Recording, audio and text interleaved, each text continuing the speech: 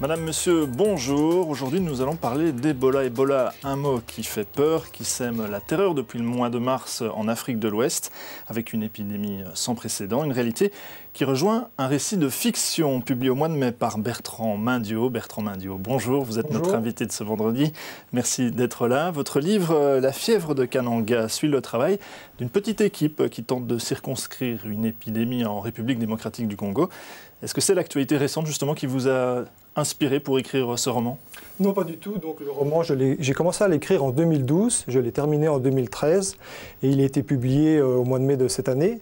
Donc, non, ce n'est pas les événements actuels qui m'ont poussé, qui m'ont inspiré.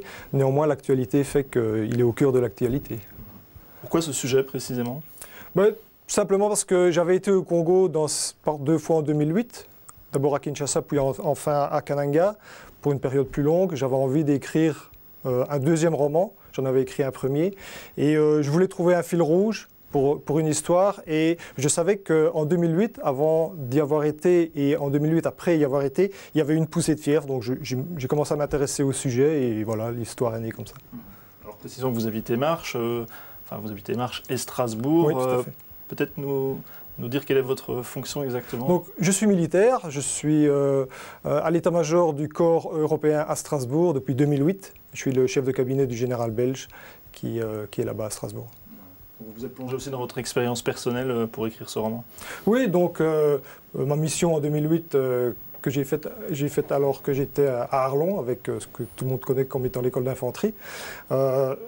J'ai pris de cette expérience-là et aussi un peu... beaucoup d'inspiration et beaucoup de recherche, en tout cas, avant de commencer à écrire.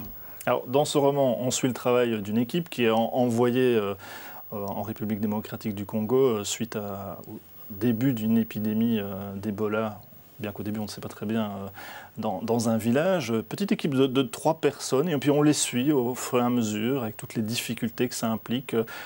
Aussi les procédures qui doivent être mises en place, parfois avec des moyens très rudimentaires. Vous vous êtes beaucoup documenté sur le sujet? Oui, c'est-à-dire qu'avant d'écrire la première ligne, je pense avoir lu tout ce qui était possible de lire et visionné tout ce qui était possible de voir concernant le sujet, aussi bien dans les médiathèques que par Internet où on trouve pas mal de choses. Et le sujet étant tellement prenant, parce que c'est quand même une maladie assez particulière, j'y ai construit mon histoire. Ouais.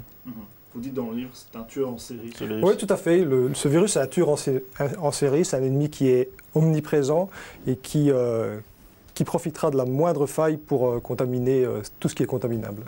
Alors la hantise, évidemment, pour votre héros, François et ses équipiers, c'est bien sûr la contamination. Et on sait que la réalité a rejoint la fiction, puisque cette semaine, une volontaire de MSF a été rapatriée du Libéria, contaminée par le virus, vraisemblablement. C'est une mission vraiment à haut risque, ça on peut le dire. C'était intéressant pour vous, ça, justement, de vous glisser dans la peau de ces personnes qui risquent leur vie. Oui, je pense que d'abord les humanitaires sont les héros des temps modernes. Je crois que c'est les Marco Polo et les Magellan de notre époque. J'en ai le plus grand respect. Et oui, c'est intéressant de comprendre les motivations. Oui, aussi. de comprendre leurs motivations. C'est des gens qui croient en la cause parce qu'elle est noble. Et c'est certainement pas par l'attrait de l'argent ou par un autre attrait qu'ils sont motivés pour leur mission. Alors, ce qui transparaît aussi dans le livre, c'est votre amour de l'Afrique. Vous l'avez dit, vous y avez été plusieurs fois. Pourquoi la République démocratique du Congo? C'est parce que c'est justement au Zaïre, quand dans les années 70, le virus est apparu pour la première fois, ou ça n'a rien à voir? Non, c'est parce que j'y avais été. J'avais été dans cet endroit-là en particulier, que j'avais trouvé ce continent, comme tous ceux qui l'ont foulé. C'est un continent envoûtant. C'est aussi le continent et les pays de tous les contraires, de tous les extrêmes. Mais c'est un pays donc très attachant, un peuple très accueillant. Voilà. Ça, vous avez essayé de le transcrire dans le roman. Il y a un certain moment où il y a cet accueil, le jour de Noël, j'y pense particulièrement. Ça, c'est avec un Noël sous des latitudes beaucoup plus tropicales. Moi, je me rappelle en 2008 avoir assisté à une messe du dimanche dans une église, dans cette petite chapelle de ce centre militaire où c'était vraiment... Où se situe notamment l'action. Oui, exactement. Mais, je veux dire, ça n'a rien du tout à voir avec les messes qu'on vit par ici. C'est des messes qui sont hautes en couleurs, c'est chanté, c'est dansé, ça dure une éternité. C'est différent, mais c'est bien. Maintenant que vous vous êtes intéressé à cette problématique du virus Ebola, vous continuez à suivre l'actualité? Oui, donc, oui, évidemment. comme le roman en parle, et que j'étais intéressé par le sujet, tous les jours j'écoute un peu les informations. Et donc hier, il y a eu la fameuse résolution du Conseil de sécurité qui définit la situation en Afrique de l'Ouest comme étant une situation dangereuse pour la région et pour le monde. Ce qui est important, ça veut dire que l'aide va arriver, enfin. Et en attendant, c'est vrai qu'on a toujours cette impression, voilà, Ebola, ça concerne l'Afrique, ça ne touchera jamais quelque part. C'est pour ça qu'il y a une forme de désintéressement aussi de la part des pays occidentaux. Oui, on entend un peu de tout dans la presse en disant que c'est une maladie de pauvres, donc ça n'intéresse pas les scientifiques de s'en occuper. Je pense que c'est des discours un peu extrêmes et qu'il faut y faire attention. C'est vrai que si Ebola était présente à New York ou à Paris, ou il y a longtemps qu'on aurait trouvé un traitement, je pense. Néanmoins, travailler sur le virus Ebola, c'est quelque chose de très dangereux, c'est très difficile, ça demande énormément de fonds. Et donc, à un moment donné, on vit dans un monde de la finance, il faut faire des choix, et les choix sont faits. Mais je crois que grâce, et c'est dommage, il a fallu 2500 morts par l'épidémie présente, mais je crois que grâce à ça, à ce qui se passe maintenant, on va enfin travailler sur le virus et on va enfin trouver un traitement. Les ONG, vous l'avez dit, vous avez le plus grand respect pour les gens qui travaillent dans ce secteur-là. Ça vous chipote aussi peut-être, vous, peut-être pour votre après-carrière? Oui, mais déjà en 2002, j'avais pris un an de congé sans solde de l'armée, j'avais travaillé pour la Croix-Rouge, un poste à responsabilité. J'avais été directeur du département accueil des demandeurs d'asile pour la Croix-Rouge de Belgique. Et j'ai un projet pour ma future retraite. Dans 5 ans, si les lois ne changent pas, je serai retraité. Et mon épouse étant malgache, nous allons retourner à Madagascar. Nous avons déjà acheté une maison. Et pour l'instant, depuis quelque temps, je suis le relais d'une ONG malgache qui travaille au profit des enfants les plus démunis, qui construit des écoles, des dispensaires, qui forme les instituteurs, qui les paye, y compris des infirmières et des soignants. Et mon but, c'est de reprendre la gestion d'un orphelinat là-bas à Madagascar. De vivre là-bas alors. Oui, tout à fait. Voilà. On sent vraiment que du coup, cet amour de l'Afrique, il vous a contaminé comme un virus. Oui, c'est exactement ça. Ouais. Enfin, on n'en meurt pas.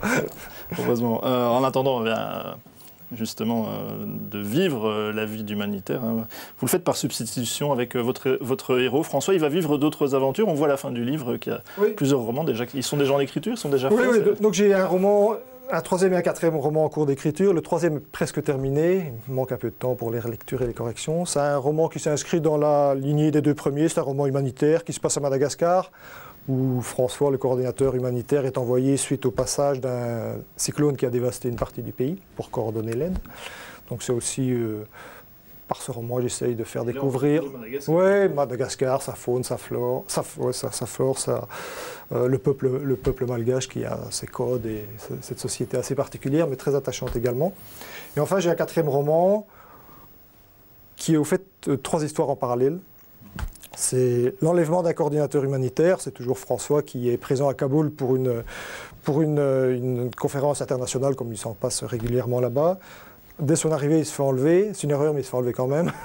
Et ça c'est une partie du récit. La deuxième partie c'est son épouse et ses collègues vivant les mêmes événements. Et enfin la 3e partie, je voulais pas tout dévoiler non plus. Non, je voulais contrebalancer. La 3e partie c'est les mêmes événements mais vécus par un de ses geôliers. Voilà.